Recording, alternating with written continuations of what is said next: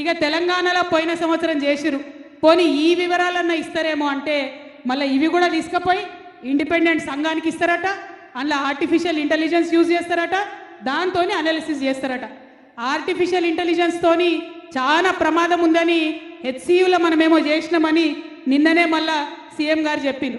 నాకైతే ఏమనిపిస్తుందంటే, ఇగో ఇది చూస్తుంటే ఆర్టిఫిషియల్ ఇంటెలిజెన్స్ అంటే ఏఐ అంటే ఆర్టిఫిషియల్ ఇంటెలిజెన్స్ కాదు, ఏఐ అంటే అనుమూల ఇంటెలిజెన్స్. ఏఐ అంటే అనుమూల ఇంటెలిజెన్స్. ఈ అనుమూల ఇంటెలిజెన్స్ వాడి మా కులగణను తప్పుతో పట్టించి బీసీ కులాలకు అన్యాయం చేసే ప్రయత్నం జరుగుతుంది తప్పితే ఇంకోటి కాదు. కాబట్టి ఈ అనుమూల ఇంటెలిజెన్స్ మొత్తం రాష్ట్రంలో విధ్వంసం సృష్టిస్తున్నది. అనుమూల ఇంటెలిజెన్స్ పక్కకు జరిగితే తప్ప రాష్ట్రం బాగుపడే పరిస్థితి కనబడతలేదు. అది కులగణన కావచ్చు, హెచ్సియు కావచ్చు, ఇంకోటి కావచ్చు.